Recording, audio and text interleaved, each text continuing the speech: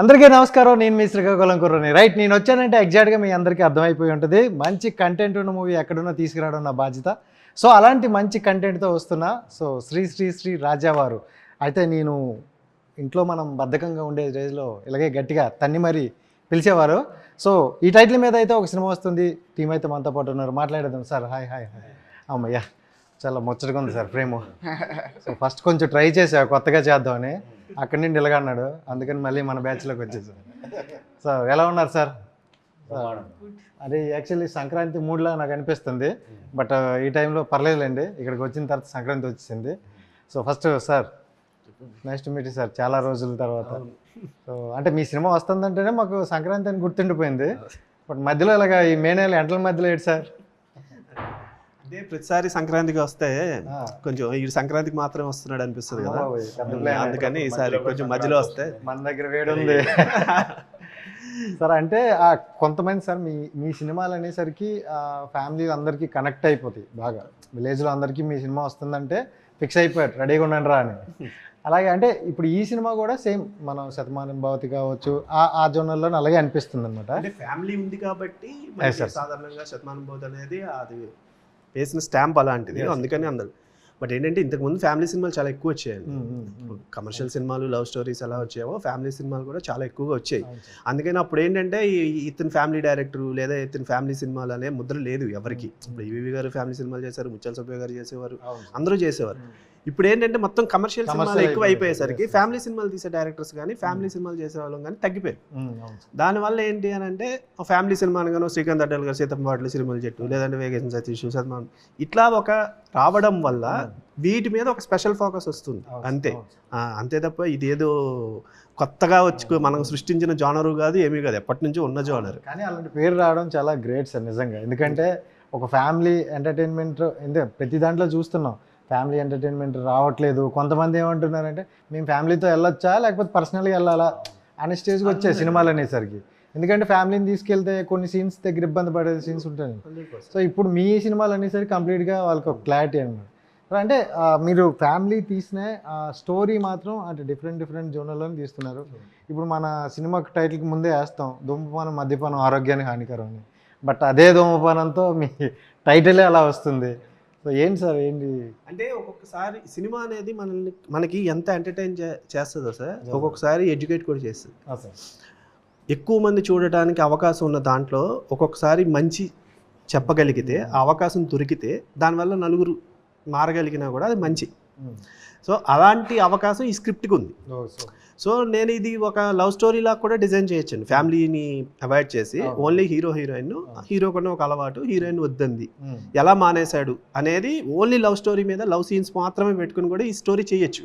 కానీ ఫ్యామిలీని యాడ్ చేస్తే ఏమవుతుందంటే ఒక ఇంట్లో ఎవరికైనా ఒక వ్యసనం ఉంటే లేదా ఒక ప్రాబ్లం ఉంటే ఆ వ్యక్తి వల్ల ఫ్యామిలీ మొత్తం సఫర్ అవుద్ది. ప్లస్ మనం బయట ఫ్రెండ్స్ చెప్తే పెద్ద ఒక్కొక్కసారి వింటాము వినము, కానీ వరుసగా మన ఇంట్లో వాళ్ళు చెప్తున్నారు అనుకోండి ఇది కరెక్ట్ కాదు ఇది కరెక్ట్ కాదని వింటాం. సో ఒక ఫ్యామిలీతో కూడిన ఒక మంచి సబ్జెక్ట్ చెప్తే ఫ్యామిలీస్ అంతా వచ్చి చూస్తే ఎక్కువ రీచ్ ఉంటుంది. సో అందుకని ఈ కథకి ఇంతమంది ప్యాడింగ్ కానీ వీళ్ళందరూ చెప్పే ఒక ఎమోషన్ డ్రైవ్ కానీ ఉంటే బాగుంటుంది అని విత్ ఫ్యామిలీతో డిజైన్ చేసిన స్క్రిప్ట్ అండి. అంటే డైరెక్టర్గా మీరు మంచి స్క్రిప్ట్లో మీ మైండ్లో ఉన్నాయి ఆల్రెడీ. అలా ఉంటున్న టైంలో ఒకసారి మళ్ళీ ప్రొడ్యూసర్గా అడిగేశారు. సో ఇప్పుడు ప్రొడ్యూసర్ అండ్ డైరెక్టర్ అంటే ఈ రెండిట్లో ఏది కష్టం మీరు అనుకుంటారు? పక్కనే ఉన్నారు కాబట్టి చెప్పండి.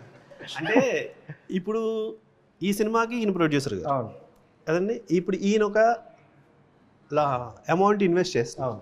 సో ఈయన ఇంత మొత్తం ఇన్వెస్ట్ చేసినప్పుడు నాకు బాధ్యత ఎక్కువ ఉంటుంది. అవును సార్. ఎందుకంటే నన్ను నమ్మి ఇన్ని కోట్లు ఇన్వెస్ట్ చేస్తున్నారు, హీరోని నమ్మి ఇన్ని కోట్లు ఇన్వెస్ట్ చేస్తున్నారు, దీనికి ఎలా బ్యాక్ తీసుకురావాలన్నప్పుడు నేను చేయగలిగింది ఏంటి, ఫాస్ట్గా సినిమా ఫినిష్ చేయాలి, అనుకున్నది అనుకున్నట్టు తీయగలగాలి. సో ఫైనల్గా కాపీ ఆయన చేతిలో పెట్టాలి. ఇది అంటే పక్కింటి వాళ్ళు పిల్లోని మనకు అప్ చెప్తే వాడిని చాలా జాగ్రత్తగా చూసుకొని మళ్ళీ వాళ్ళు వచ్చే టైంకి నీట్గా అన్నీ రెడీ చేసి షర్ట్ వేసి అడిగి దువ్వి బాబు నువ్వు ఇచ్చిన మీ కుర్రోడిని నేను చాలా బాగా చూసుకున్నాను మళ్ళీ అప్ చెప్తున్నాను ఇచ్చేయడం. ఇంకా నేను ప్రొడ్యూసర్గా మారి నేను చేసిన సినిమా అంటే నా కొడుకుని నేను పెంచుకోవడం. శతమానం భవతి ఆర్ట్స్ని పెట్టి ఇప్పుడు ఈటీవీ విన్కి కథాసుధలో 5 స్టోరీస్ అయ్యి ప్రొడ్యూసర్గా ఎందుకు చేశాను అని అంటే కొన్ని కథలు బిగ్ స్క్రీన్ మీద చెప్పలేమండి. అలాంటి కాన్సెప్ట్స్ చెప్పడానికి ఈరోజు మనకున్న అద్భుతమైన అవకాశం ఓటీటీ ప్లాట్ఫామ్. సో నాకు ఒకటి అనిపించింది, నేను దీన్ని తెయ్యాలనుకున్నాను. సినిమా అంటే ప్రొడ్యూసర్స్ ఉంటారు, కమర్షియల్గా వర్కౌట్ అవుతుందనో లెక్కలు ఉంటాయి. కానీ ఓటీటీకి వెళ్ళే టైంకి వాళ్ళని మళ్ళీ చిన్న కాన్సెప్ట్స్ కూడా మీరు ఇన్వెస్ట్ చేయండి సార్ అనే కంటే నేనే ఇన్వెస్ట్ చేసుకుంటే నేను అనుకున్న కథలు చేయగలుగుతాను. ఎందుకంటే ఫైనల్గా ఇప్పుడు మీరు ఇంటర్వ్యూ చేస్తున్నారు సార్, మీ గోల్ ఏంటి? మీరు చేసిన ఇంటర్వ్యూని ఎక్కువ మంది చూడాలి, ఎక్కువ వ్యూస్ రావాలి, ఎక్కువ కామెంట్స్ లైక్స్ రావాలి కదా.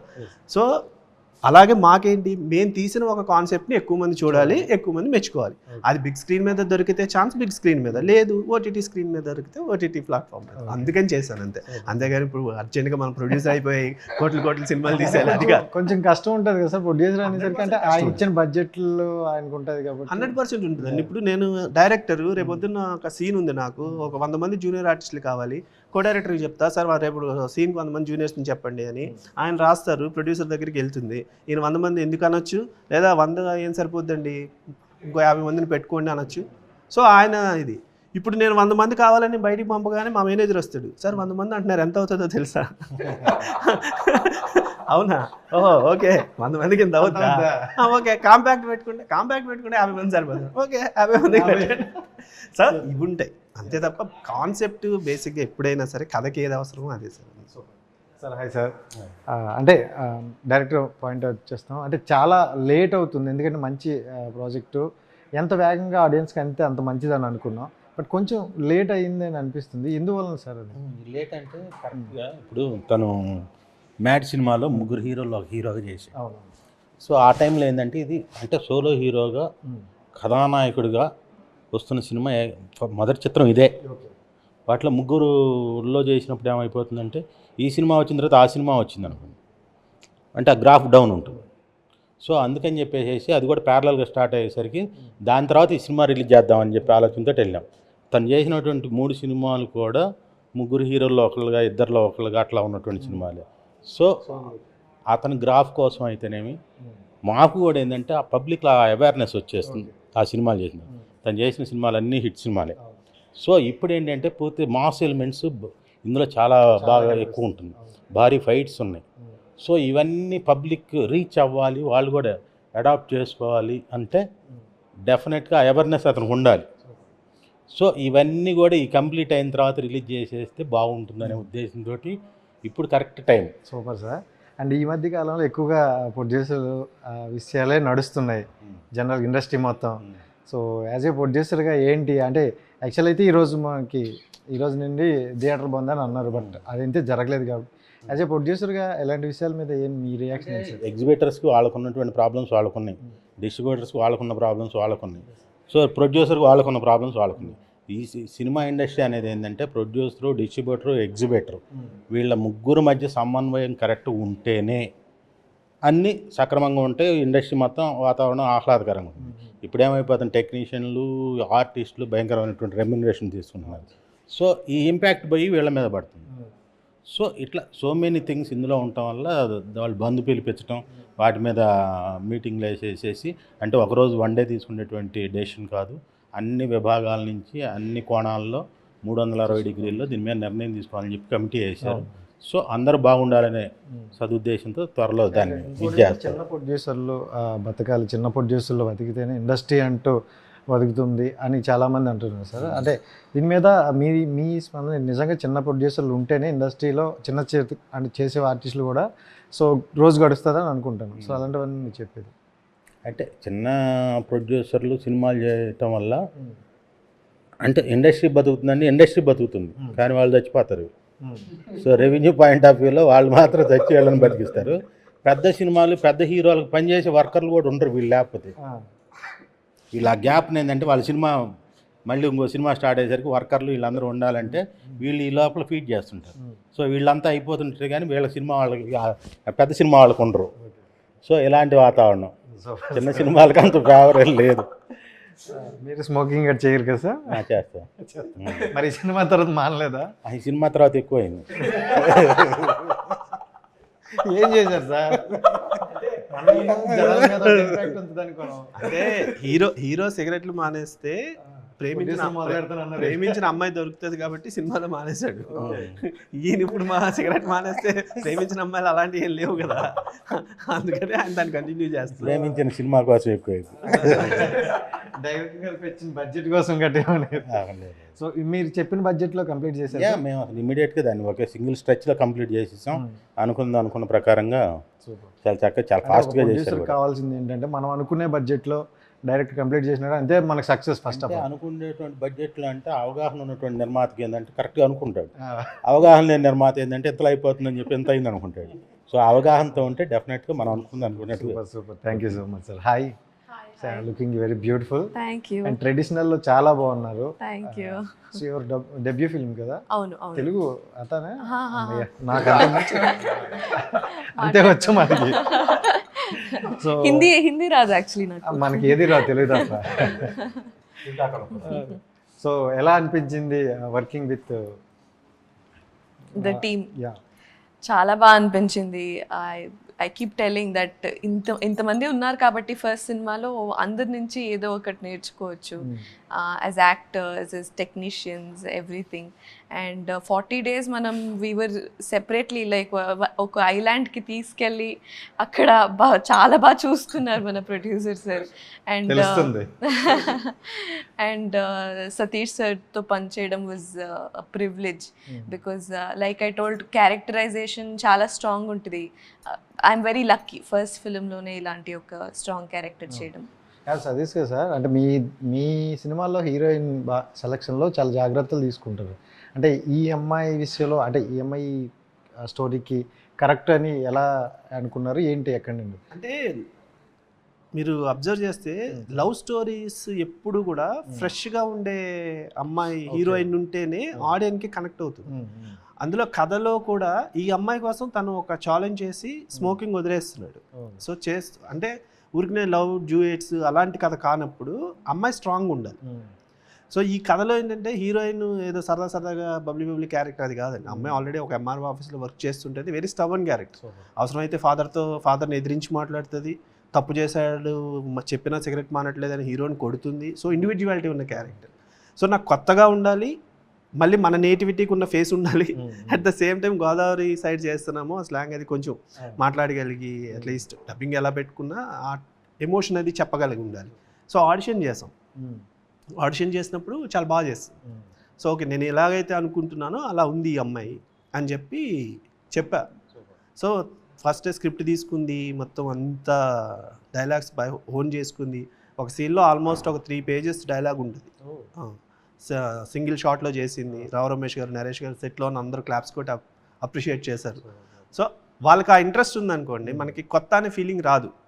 ఇప్పుడు రావడమే నేను ఆల్రెడీ హీరోయిన్ అని చెప్పి క్యారవాన్లో కూర్చుని ఏమీ నేర్చుకోకుండా సెట్కి వచ్చిన తర్వాత కమిట్ అయిపోయిన తర్వాత మనం ఏమీ చేయలేము. ఇప్పుడు ఏం చెప్పగలుగుతాం? మహా అయితే ప్రొడ్యూసర్ గారికి ఫోన్ చేసి సార్ అమ్మాయి కరెక్ట్గా చేయట్లేదు, ఏం చేయగలుగుతాం అంటే. బట్ నాకు ఏ సినిమాకి ఆ ప్రాబ్లం రాలేదు. ఈ సినిమాకి కూడా నాకు సంపద కానీ నితిన్ కానీ ఆర్టిస్టుల వల్ల ఏ రోజు అండి. ఎందుకంటే వాళ్ళకి ఆ కథ నచ్చి క్యారెక్టర్ నచ్చితే వాళ్ళే వచ్చి చేస్తారు. ఇప్పుడు చాలామంది నువ్వు నీ సినిమాలు ఇంతమందిని ఎందుకు పెట్టుకుంటా ఉంటారు. అంతమంది నేను పెట్టుకోవడం కాదు, నేను చెప్తే వాళ్ళందరికీ నచ్చి చేస్తారు. వాళ్ళు వచ్చి చేస్తారు కాబట్టి నేను చేయించుకోగలుగుతా. ఇప్పుడు తక్కువ రోజుల్లో సినిమా షూటింగ్ ఎలా ఫినిష్ చేసావు అని అంటే, ఇప్పుడు మీరు ఇంటర్వ్యూ నన్ను 10ంటికి అన్నారు, నేను 12ంటికి వస్తే మీరు ఏం చేస్తారు? రాగానే తిట్టుకుంటారు మనసులో. మరి డైరెక్ట్గా తిట్టలేరు కాబట్టి మనసులో తిట్టుకుంటారు. నేను వచ్చి సింపుల్గా సారీ కొంచెం లేట్ అయింది అంట. మీరు వెళ్ళేటప్పుడు కూడా తిట్టుకుంటానే వెళ్తారు. అదే మేము వచ్చి కోఆపరేట్ చేస్తాం అనుకోండి, మీ ఇంటర్వ్యూ చాలా బాగుంటుంది. సో తను ఏంటి అని అంటే ఆడిషన్ చేసినప్పుడు పర్ఫెక్ట్గా క్యారెక్టర్కి ఎలా చూసుకున్నామో, సో నాకు కానీ ప్రొడ్యూసర్ గారు, హీరో అందరం టీం అందరం కూర్చుని ఆడిషన్ అయ్యాక చూస్తే ఆడిషన్ చేసిన వాళ్ళు షీ ఈజ్ గుడ్, సో బాగుంది చేస్తుంది అన్న కాన్ఫిడెన్స్ వచ్చింది. చేసి సంపద గారి వల్ల సంపద వస్తుంది. అది మంచి పెర్ఫార్మెన్స్, మంచి మెమరీ ఇది ఉంది, మాట్లాడుతుంటే. సో అంటే ఇప్పుడు స్క్రిప్ట్ మొత్తం విన్నారు కదా మేడం, ఇది మొత్తం తెలుగు నెగిటివిటీ సంబంధించింది మాకు ప్యూర్. సో మీకు దీని మొత్తం స్టోరీలో బాగా కనెక్ట్ అయిన పాయింట్ ఏంటి? ఫ్యామిలీ లైఫ్ అనమాట. I am also as a person చాలా ఫ్యామిలీ ఓరియంటెడ్. సో ఇక్కడ చేస్తున్నప్పుడు నాకు కూడా అలానే అనిపించింది. I could relate to. Enjoy చేస్తూ చేసినట్లు అవునవును, ఖచ్చితంగా. Yeah, completely entire film I feel like ఆయన కూడా ఆయన డైరెక్షన్లో కూడా this never like a tense atmosphere ఉండదు.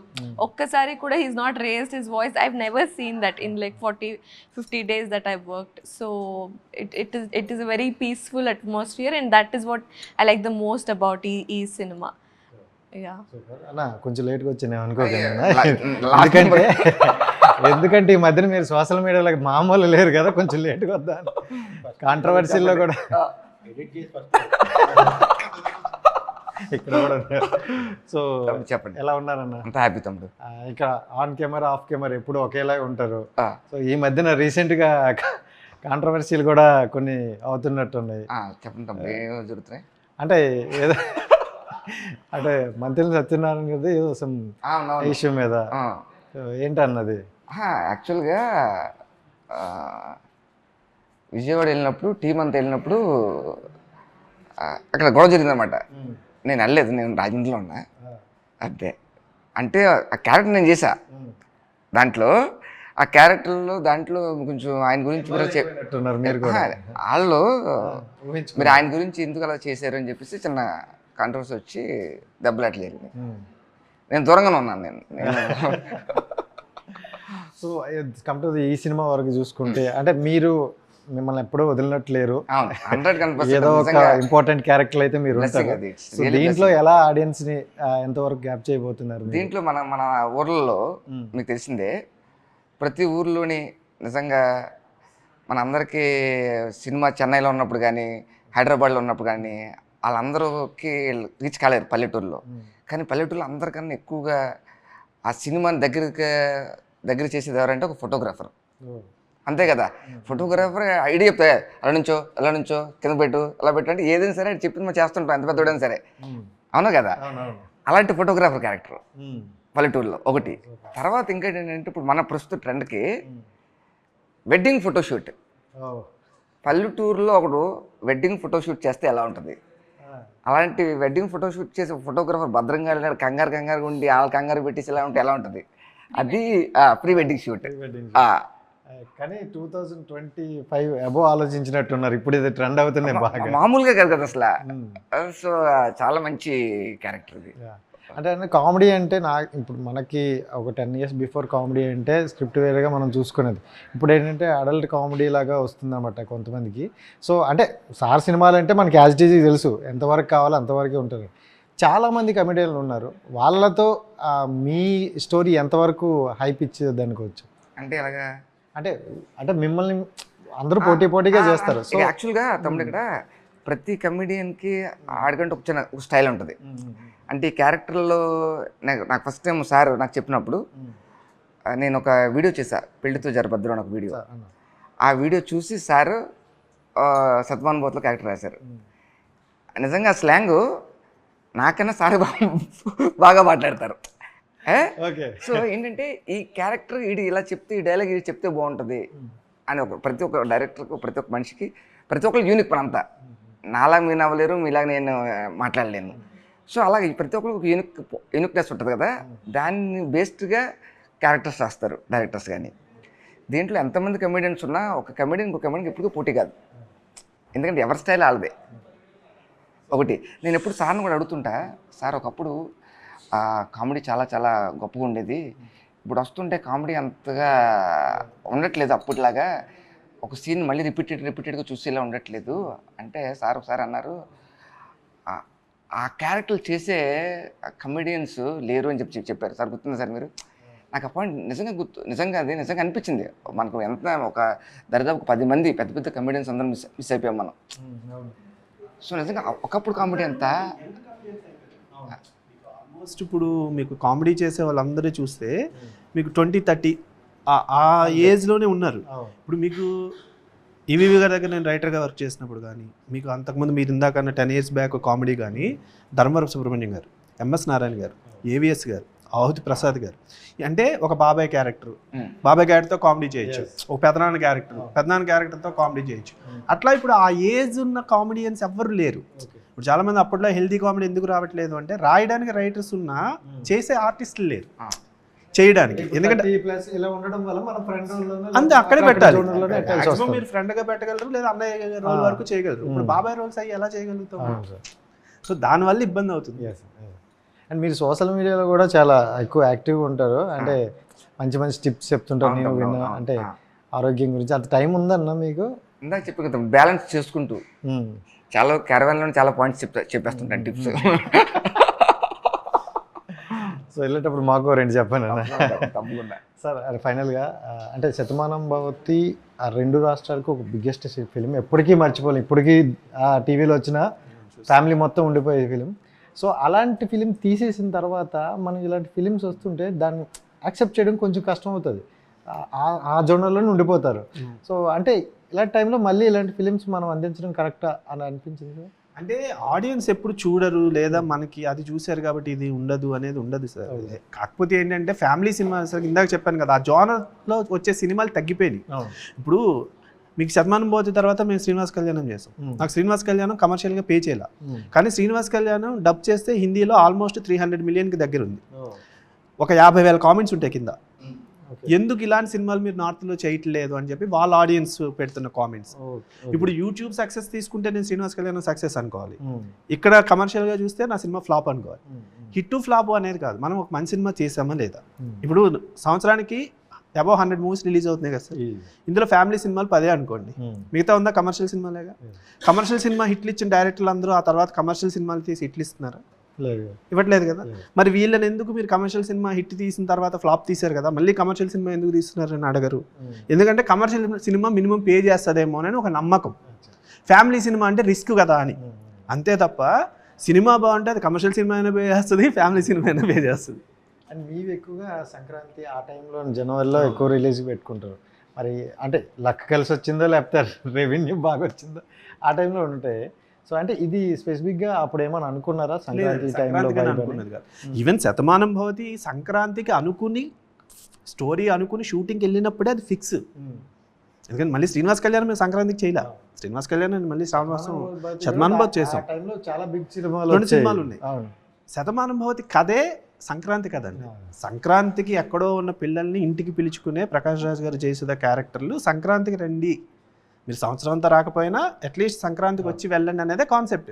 అది మీకు సంక్రాంతికి చేస్తేనే కనెక్టివిటీ ఎక్కువ వస్తుంది. మీరు అన్నట్టు కూడా కమర్షియల్గా కూడా నాకు మీటర్ అది ఎక్కువ కలెక్షన్ రావడానికి కూడా రీజన్ అదే. ఇప్పుడు మీకు శతమానం భవతి మీకు సంక్రాంతి కాకుండా వేరే టైంలో చేస్తుంటే హిట్ అయ్యేదేమో, అంత బ్లాక్ బస్టర్ అయ్యి అంత కలెక్షన్ వచ్చేది కాదు. ఎందుకంటే శతమానం భవతికి అందరం ఇళ్లలో ఉన్నాము సంక్రాంతికి, అదేదో బాగుందంట సంక్రాంతి ఫ్యామిలీ సినిమా అంటే 10 మొత్తం అందరూ వచ్చారు కాబట్టి ఆ డబ్బులు వచ్చినాయి. అంతే తప్ప సంక్రాంతికి రిలీజ్ అవ్వకపోయినా నా శతమానం భవతి 50 కోట్లు పైన చేసేది అంటే నా అమాయకత్వం అది. సరే అంటే ఇప్పుడు ఈ మధ్య కాలంలో ఎలా ఉందంటే థియేటర్ల వరకు ఆడియన్స్ రావట్లేదు అంటారు. సో కొంతమంది ఏమంటారంటే మంచి కంటెంట్ ఇవ్వండి ఎందుకు రావని అడుగుతున్నారు. సో దీని మీద మీ ఒపీనియన్ ఏంటి సార్? అంటే థియేటర్కి రాకపోవడానికి రీజన్ ఏంటి? కంటెంట్ లేకైనా లేకపోతే ఏంటి? అంటే ఆడియన్స్కి సినిమా అనేది ఈరోజు ఎంటర్టైన్మెంట్ కాదు సార్, ఎక్స్పీరియన్స్ కదా. ఈ సినిమా నేను థియేటర్లో చూడాలి అని వాడు అనుకునేలాగా ట్రైలర్ ఉంటే అది డబ్బింగ్ సినిమానా ఏ సినిమానా ఏమి తెలియదు. ఇప్పుడు కాంతారా ఉంది సార్, కాంతారా టైటిల్ దగ్గర నుంచి మనకు అసలు తెలియదు కాంతారా ఏంటి టైటిల్, రిషబ్ శెట్టి ఎవరు, కానీ ఎందుకు అన్ని కోట్లు కలెక్ట్ చేసింది, ఎందుకు మనం థియేటర్కి వెళ్ళాం అంటే కాంతారా థియేటర్లో చూస్తేనే ఎక్స్పీరియన్స్ వస్తుందని యాజ్ అ ఆడియన్స్ మనం అందరం ఫీల్ అయ్యాం కాబట్టి వెళ్ళాం. లేదు కంటెంట్ స్ట్రాంగ్గా ఉండాలి. ఇప్పుడు ఒక కోర్టు సినిమా 50 కోట్ల పైన చేసింది, మరి ఓన్లీ ఎక్స్పీరియన్స్ అయితే కోర్టు ఎందుకు చూశారు అని అంటే కంటెంట్ స్ట్రాంగ్గా ఉంది. కంటెంట్ స్ట్రాంగ్గా ఉన్నదాన్ని నానిగారు ప్రొడ్యూసర్గా దాన్ని ప్రమోట్ చేశారు, ఇది మాది మంచి సినిమా అని. నిజంగానే థియేటర్కి వచ్చిన వాళ్ళకి ఇది మంచి సినిమా అనిపించింది, చూశారు. బలగం సినిమా ఈ రోజుల్లో బలగం సినిమా ఎవరు చూస్తారని దిల్ రాజు గారు అనుకోలేదు, ప్రమోట్ చేశారు. అంటే కంటెంట్ సినిమా తీస్తే మీరు ప్రమోట్ చేయగలగాలి, థియేటర్ దాకా రప్పించగలగాలి. థియేటర్ దాకా రప్పించడం అనేది ప్రొడ్యూసర్స్ పని సార్. ఇది వచ్చి చూడండి అని ఆ ప్రమోషన్ అనేది థియేటర్లోకి వచ్చాక నిజంగానే వాడికి నచ్చింది అనుకోండి 10 మందికి చెప్తారు. మౌత్ టాక్ మీద ఇప్పుడు కాదు సార్, ఎప్పుడు మౌత్ టాక్ వల్ల ఆడిన సినిమాలు చాలా ఉన్నాయి. థియేటర్స్కి ఎందుకు రావట్లేదంటే మనమే టికెట్లు రేట్లు భారీగా పెట్టుకున్నాము, మనమే అన్నీ చేసేసారు. ఇప్పుడు థియేటర్కి రావట్లేదు అని అంటే ఇప్పుడు మా ఇండస్ట్రీలో ఉన్న వాళ్ళే అన్ని సినిమాలు థియేటర్కి వెళ్ళి చూడట్లా. ఇప్పుడు నేనే చూడను సార్ అన్ని సినిమాలు థియేటర్లకు వెళ్ళి, అప్పుడు నేనే చూడనప్పుడు మీరు ఎందుకు చూడలేదు వచ్చి మా సినిమాలని మేము ఎలా అడుగుతాం? ఎందుకంటే థియేటర్కి వెళ్ళి చూసేది అనేది ఎక్స్పెన్సివ్ అయిపోయింది, టైం స్పెండ్ చేయాలి. ఇప్పుడు ఇలాంటి సినిమా అదే ఫ్యామిలీతో వెళ్ళేటప్పుడు ఏంటంటే వద్దన్న ఫ్యామిలీ పిల్లలు అందరూ కలిసి వెళ్ళేటప్పుడు అండి. సినిమా టికెట్ కన్నా మనకి అక్కడ పాప్కార్న్ టికెట్స్ లేకపోతే ఇవి ఎక్కువ అయిపోతుంది. అంటే పిల్లలతో తీసుకెళ్ళినప్పుడు వాళ్ళు మీకు తెలిసిందా అడుగుతారు వాళ్ళు ఇంటెన్షన్ సినిమా చూడాలని కాదు, సరదాగా మమ్మీ డాడీతో వెళ్ళాలని. సో అవి ఎక్కువ అయిపోయాయి సార్. అంటే అదే సినిమాకి రావట్లేదు అనడానికి కారణం అనుకోవచ్చు. అది డెఫినెట్గా మెయిన్ రీజన్ అదేనండి. ఎందుకంటే ఇప్పుడు ఓటీటీలు వచ్చినాయి, 2-3 వీక్స్లో ఎలాగో సినిమా వస్తుంది, లేదా 5 వీక్స్లో వస్తుంది అనేది. మీరు 100 రూపాయలు ఖర్చు పెట్టుకుంటే మీకు ఒక ఎక్స్పీరియన్స్ వస్తుంది, ఎంటర్టైన్మెంట్ ఉంటుంది అంటే మీరు వెళ్ళడానికి రెడీగా ఉంటారు. ఇంతకుముందు 100 రూపాయల్లో దొరికిన ఎంటర్టైన్మెంట్ ఈరోజు 1000 రూపాయలు పెట్టాలి అని అంటే మీరు ఎందుకు పెడతారు? ఎందుకంటే ఎవరిదైనా కష్టార్జితమే డబ్బు. సో కష్టపడితే వచ్చే డబ్బుని ఓ 2 గంటల ఎంటర్టైన్మెంట్ కోసం 1000 రూపాయలు పెట్టడానికి రెడీగా లేడు. సో మనం దాన్ని ఎంత తగ్గించాలి అనేది చేస్తే థియేటర్కి జనం రావడం పెరుగుతారు. ఇంతకుముందు ఏముండే సరే flop, average, above average, hit, super hit, block buster. మీకు ఒక 25 years బ్యాక్ వెళ్తే విజయ చిత్ర విజయాలో ఇన్ని కేటగిరీల్లో రివ్యూస్ వేసేవారు. ఫ్లాపు, అబవ్ యావరేజ్, అసలు ఇప్పుడు అబవ్ యావరేజ్ పక్కన పెట్టండి, అయితే హిట్ లేదంటే ఇంతే, ఇంక మధ్యలో మీటర్ లేదు. ఇప్పుడు కూడా 100 days 50 days కాదు, ఫ్రైడే సాటర్డే సండే 3 days 3 daysలో హిట్ ఆఫ్ హ్యాప్ అనేది. So thank you so much sir. ఇంకా ఎక్కువ చేర్చే వాళ్ళు నాకు కొట్టేలాగా ఉన్నారు, వెళ్ళిపోమంటారు. యా తంతే అక్కడ పడుతున్నాం. Thank you so much sir and wish all the best. 6th మనం థియేటర్లో కలుద్దాం, 7th మళ్ళీ సక్సెస్ మీట్లో కలుద్దాం.